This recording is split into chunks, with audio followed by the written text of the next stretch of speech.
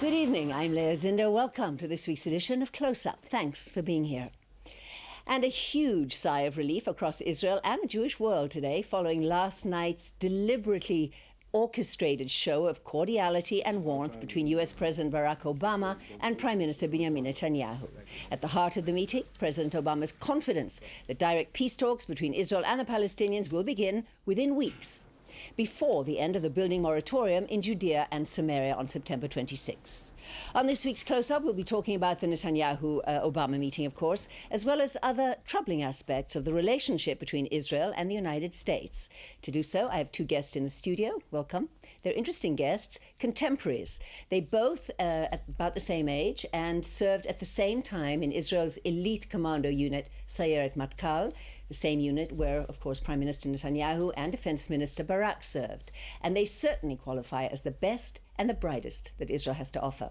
They both went on different life paths. Knesset member Yochanan Plesner went on to the School of Government at Harvard. After a stint as a strategic consultant in the US, he became involved in politics here at home, and is now the deputy head of the Kadima caucus in the Knesset. Welcome, Yochanan. Hi, good evening. And Naftali Bennet is the CEO of the Yesha Settlement Council. Naftali has a law degree from the Hebrew University. He then set up a high-tech company, which he went on to sell for over $100 million. He then served as Benjamin Netanyahu's bureau chief when Netanyahu was opposition leader, resigned 2 years ago, and has now returned to public office in the Yesha Council, even though he lives in Ra'anana. Welcome, Naftali. Good evening. And to kick off our discussion of last night's White House summit, let's begin by hearing two of the more interesting and very brief comments by the two leaders. And in terms of my relationship with Prime Minister Netanyahu, I know the press, both in Israel and stateside, enjoys seeing if there's news there. But the fact of the matter is that I've trusted Prime Minister Netanyahu since I met him before I was elected president, and have said so both publicly and privately. I think that he is dealing with a very complex situation in a very tough neighborhood. Here I'll have to paraphrase Mark Twain, that the reports about the demise of the special U.S.-Israel relationship aren't just premature, they're just flat wrong. Okay, well, let's begin with you, opposition Knesset member from Kadima, Yochanan Plesner. Obviously, it was a very successful meeting. Both leaders said so. Do you believe Obama? Do you believe Netanyahu? Look, I'm happy that it was a good meeting, because as Israeli citizens, we understand that there's no alternative for a strong, unbreakable tie between the U.S. and Israel. Although as a member of the opposition, you would have preferred a full-blown crisis, isn't that correct? Not at all, because I think it's extremely important for us to have a strong relationship with the United States, both in terms of the security environment. God forbid if we go into war either with Hamas, Hezbollah, Syria, we need U.S. backing both at the diplomatic level, we need it both at the security level, we need it on an ongoing basis. Our entire posture in the region is derived in many senses from the strength of the relationship with the United States. All right, and we seem now to have that. The question is, do you think Netanyahu paid a price for that? Look, I wouldn't draw broad conclusions from one meeting and one summit that is aimed at giving a new chance for the relationship between the current Israeli government and the U.S. administration. There's no doubt that both sides had an interest in demonstrating success, and I hope that it demonstrates some underlying understandings as well. All right, but let's get to the heart of this, there's some reason for skepticism about where we're going next, because at the heart of things we have to understand that some decisions have to be made. It's not only about nice meetings and nice press conferences. Exactly, and that's the point. And do you think that the Prime Minister promised President Obama, perhaps secretly, perhaps privately, that construction would not resume on December 26th? Look, I don't know what the Prime Minister promised or what they decided to delay for later discussions within a month or two. But at the end of the day, I don't see any possible way to mend the relationship with the United States and to put it on a solid path if we resume construction in the remote settlements as well. You have to understand that we blurred the distinction between settlement blocks and remote settlements under this administration, and the result was that all settlements, including within Jerusalem, the building in Jerusalem, became illegitimate. All right. And once the U.S. Does not approve, although they're not in a position to approve, but once the U.S. criticizes that move, we're pretty much alone vis-a-vis the rest of the world. And there's a way to, if you don't create the distinction, all the settlements will lose their legitimacy. All right, Naftali, that's an interesting point, because there are reports that there may have been some sort of private deal whereby the American president says to Netanyahu, okay, you can build in the large settlement blocks, but not in the isolated settlements. Is that a deal that the Yesha Council that you could live with? Absolutely not. We have to understand that our ability to maintain presence and control of the land of Israel depends on presence across all the communities in Judea and Samaria. And as we've seen in the past, concessions only bring on more concessions, and it's a never-ending slope. It's time that Netanyahu and the government speak plainly. No zigzags, no winking, and no deals behind the scenes. Speak up and meet the promises that you promised the entire country and you were elected for, which was to stand strong, to retain control, and to grow our presence in Judea and Samaria. I hope to maintain a vision of bringing 1 million Israelis into those communities and build a strong Israeli presence there. Well, here's the thing. You actually, the Yesha Council launched a campaign just before Netanyahu left for Washington. And the campaign was based on saying to Netanyahu, you made a promise, now keep it. And you said, I heard you saying just a few days ago, if Netanyahu doesn't keep his word, how will Abu Mazen ever believe him, and how can we have peace? But isn't that a little disingenuous? Is peace something you want? Is making concessions to the Palestinians something you really want? Well, first of all, indeed, we believe that Netanyahu's credibility, and in fact, Israel's credibility for that matter, is at stake here. The whole world's looking at us. Time and again, we set a red line and we break it. And we're in a very tough neighborhood. Everyone's looking at the way we behave. If they see that we cave in again and again, it just won't end. And if Yochanan believes that it'll end at the green line, that's a big mistake. We'll just view ourselves having the very same issues, talking about the next time Tel Aviv and Haifa will be at stake. Isn't it possibly a big mistake to say it's all or nothing? Isn't there room for compromise here? And isn't that what the Prime Minister is doing? Well, absolutely, there has been a compromise. There is a full-blown Palestinian entity, authority in Judea and Samaria. The Palestinians vote for that entity. They pay taxes there. They're controlled by that entity. All but two things. One is they don't have the right to have a military presence. And secondly, they don't have the right to bring in the 5 million or 8 million Palestinian refugees from abroad. I'll ask you, Yochanan, are you willing to have millions of refugees cross the Jordan River and enter Judea and Samaria? Is that something acceptable to you? I'm willing to have a Palestinian state and not refugees coming into Israel. Whatever happens within the Palestinian state is up to the Palestinians. So as a yes and no, are you willing to have millions of Palestinians enter across the Jordan River into that Palestinian I'll respond state? with a yes or no question. Are you willing to have a greater Israel that includes millions of Palestinians? Because this is what the Yesha Council policy is right now leading towards. Yochanan. One binational state with an Arab majority. This is... In fact, there's right now a combination of those in the extreme left and the extreme right that are now led by the Yesha Council that are getting together, and both of them are leading to a post-Zionist binational state. And this is one of the projects that are most dangerous to Zionism. And in fact, Netanyahu used to be your leader, but he is no longer. He has changed his position. Yeah, unfortunately, in Israel, leaders or politicians feel that it's acceptable to go on one ticket and 2 minutes after the elections hijack the vote and take it somewhere totally different.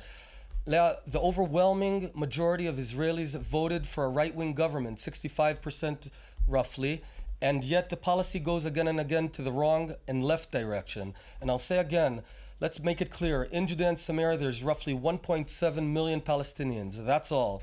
Abroad, in Lebanon, in Syria, there's refugees that are waiting to pour in, and your policy of setting up a Palestinian state with open gates, which you're not willing to even deny. I asked you once and again. You're willing to. Are you willing to open the gates of the Jordan River and let them cross into Israel? No, I want to prevent the policy that you're leading now, of annexing a simple millions question. of Palestinians. No and one's actually, annexing anything. I'm asking a simple question. When we have, you see, the problem with Boogie Alon, wait, I think. if you Wait, I both want to speak give at once, we can't hear Yeah, either I of you, think so I want to take go it into the. There are some fundamental issues that need to be discussed. If you take the right-wing position to the extreme logic, and now Tzipi Chotobeli did that, and I think Boogie Alon and a few others, Moshe Arens, they're saying, look, we want to stay in Judea and Samaria. We're not making the distinctions between the settlement blocks and the remote settlements. And as a result, we understand that we will have to grant citizenship to the Palestinians. And then they're using those demographic figures that supposedly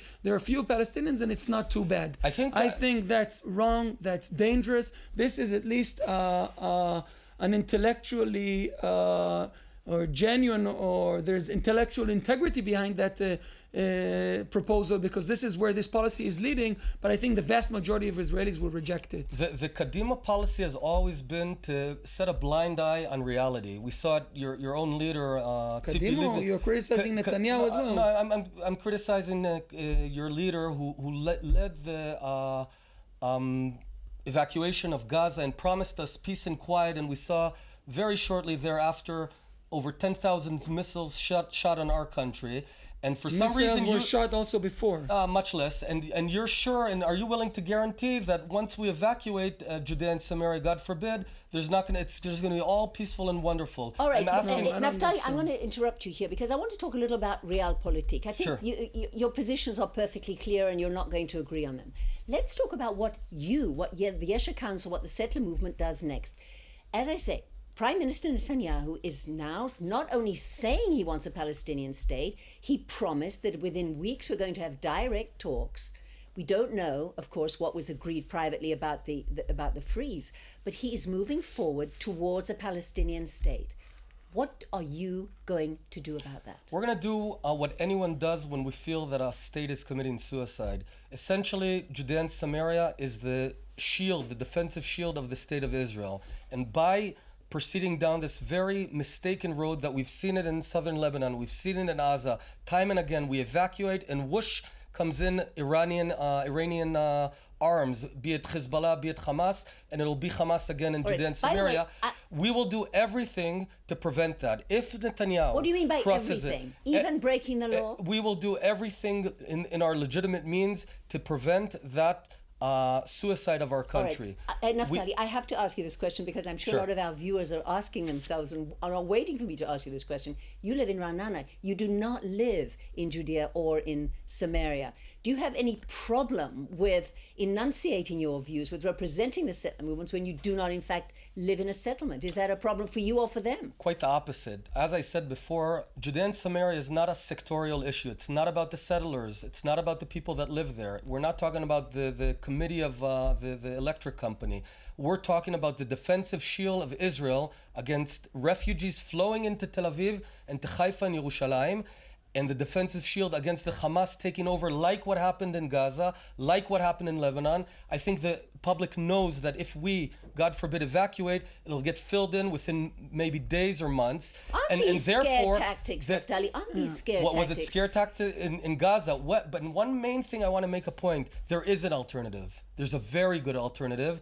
And for some reason, we're always looking for alternatives in Oslo and disengagement. There's a very good alternative in the field, and it's called peaceful coexistence between the people. You know, Leah, I'll just point out one thing. Do you know that in Judea and Samaria, 10% of the Palestinian economy and people are provided by joint industries in Barkan and Ariel and Gush Etzion. I know all that. Do you know that if you but go there's into... another more Hold on, Leah, I'll just important make one more Naftali, point. I don't want to talk Go about ahead. economic coexistence. I want to This talk is not about citizenship. I want to talk about the right of the Palestinian people All right, the Palestinian- to statehood, to belong to a country. Do they have that right in The your Palestinians have a right to vote. They voted for their own leaders. Unfortunately, they voted Hamas. Let me ask you, if their statehood means the demise of our statehood, what do you choose? What do you choose?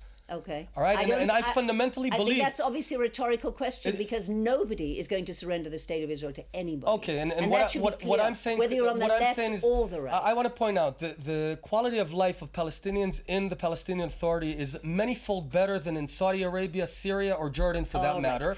Now, if they so seek citizenship, hey, they're invited You're to go saying to get one of up the. and leave. Yeah, Okay, yeah, Naftali, and I'm going to let Yochanan rebut, and then we're going to move on with the Okay, discussion. this project that was defined by Naftali as a defensive shield is in fact the policy tool, the most effective tool for delegitimization of Israel throughout the world, and all of our both allies and the foes are using the policy of strengthening, rebuilding remote settlements as the key to anti-Israel policies throughout the world. Now, we have to make a clear distinction between the security needs and security presence in the West Bank and the remote settlements that are unnecessary and illegitimate. You can retain a security presence as long as necessary, in order not to leave a security vacuum, as long as we think and the defense establishment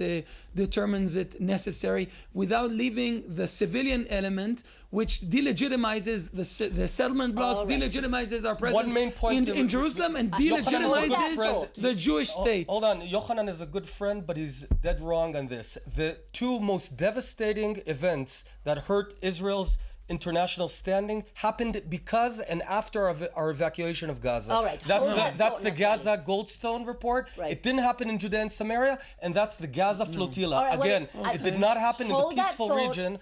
Because So this is an excellent point to It's Yochanan and his approach, which is Okay. devastating our international standing more than anything else. That is crystal As a clear. Your result of point the disengagement in Gaza, we had the degrees of freedom to fight two necessary wars and to win, both against Hezbollah and against Hamas in Wars Gaza. that were only created because of that they very were not created. disengagement. They were We didn't created need to as have a a result war. of Islamism. Yochanan, you're a good friend, but you're wrong. All right, We didn't have a war in Gaza until the disengagement. Naftali, I'm going to ask you now to take a breath, take a drink of water, because we're now going to branch out our discussion to a related subject. It's a controversial and painful subject that is an integral part of the relationship between Israel and the United States. Yochanan has mentioned it.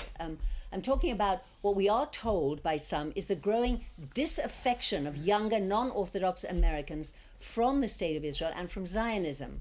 And the issues that many of them put at the top of their list of concerns are indeed the settlements and Israel's policies in Palestinian territories. And we're talking, Yochanan and Naftali, about your contemporaries. So before we discuss this, I'd like you to hear this interview that was conducted a few days ago by Israel Television's Yaakov Achimeir with Professor Peter Beinart. You may have heard of him. He became famous after he published an article in the New York Review of Books, which he titled "The Failure of the American Jewish Establishment." Let's listen to what he has to say.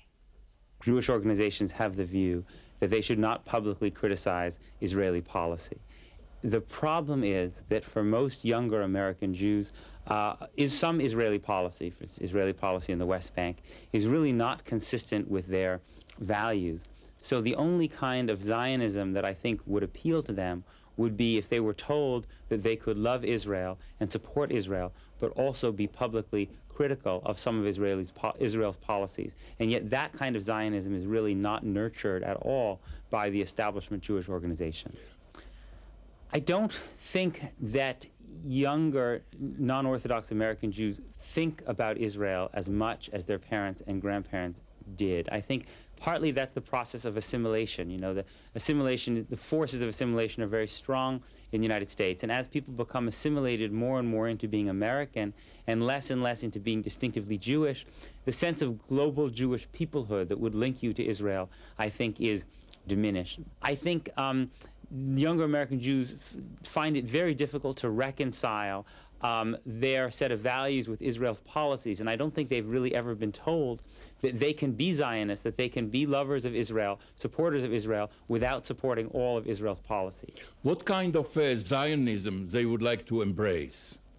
I think it would be a Zionism that said that the best thing for Israel is a two-state solution, and that Israel should not, and that it's not in Israel's interests or consistent with Jewish values to occupy another people, and that at the very least, Israel should not foreclose the possibility of the creation of a Palestinian state by so much settlement growth that it makes a contiguous Palestinian state impossible. I think that kind of message would resonate with secular younger American Jews. What is the mood, the public mood in American campuses, in the universities?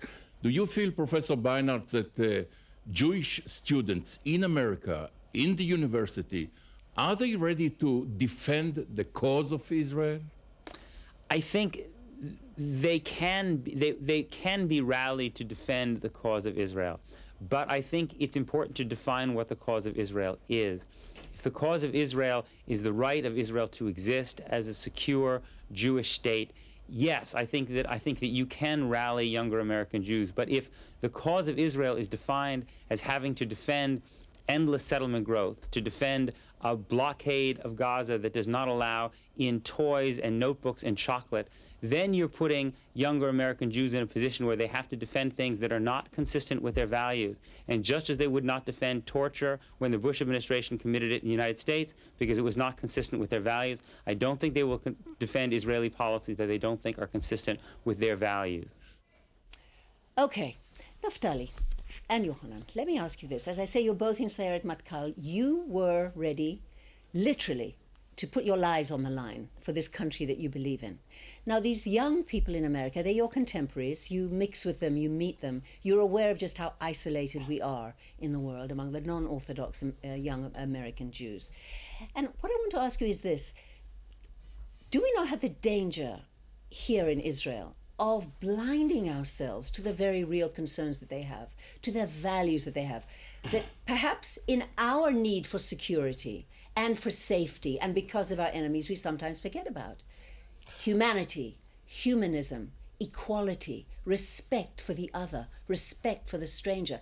Perhaps we, and especially the Yesha Council, does need to stress that more. What do you think?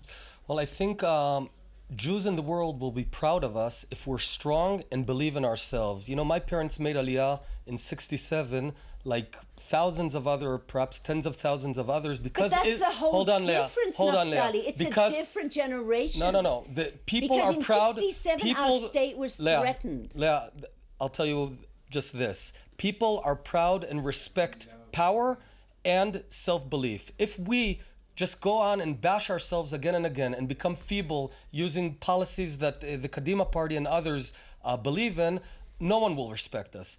If we believe and bring people from the United States and show them Me'arat HaMachpelah and show them Yerushalayim and the Western Wall, they'll be proud of us. But as long as we talk about apologizing that we shot this person and that person, instead of talking about our right to be in our land of almost 3,800 years, if we don't do that, we'll lose respect. If we do that, we'll gain the respect of the Jews and the entire world. Okay, Yohanan, you have 1 minute to sum up. First of all, Zionism was always great when we talked a little and we did a lot. Today, the right wing, and even Netanyahu does that a lot. He speaks a lot about Jerusalem, about the West Bank, about Jewish values, and at the end of the day, we end up with no building, neither in Jerusalem nor in the settlement blocks, because we talk a lot, but we do little because we... the Jews in Judea and Samaria are those who are doing more than anyone in the country these days. With respect to the American jury is liberal. We have 80% of American jury is conservative and reform. And we have to create mechanisms for critical dialogue because we do not want to alienate many young American Jews. And this should be our goal, and we're not good enough at that. Okay, well, I'm afraid I know there's lots more to say, and I would love to have you both in again to talk about it, but for right now, we're out of time. Do write to us at our usual email address, ivatvnews@gmail.com. I'd like to thank my two guests very much, Kadima Knesset member Yohanan Plesner and Yesha Council CEO Naftali Bennet. Thank you both so much for being here. Thanks to our producer, Irene Carmel Miller. Thanks to Dennis Zinn, and special thanks to you for watching Close Up. Until next time, have a great evening. Shalom from Jerusalem.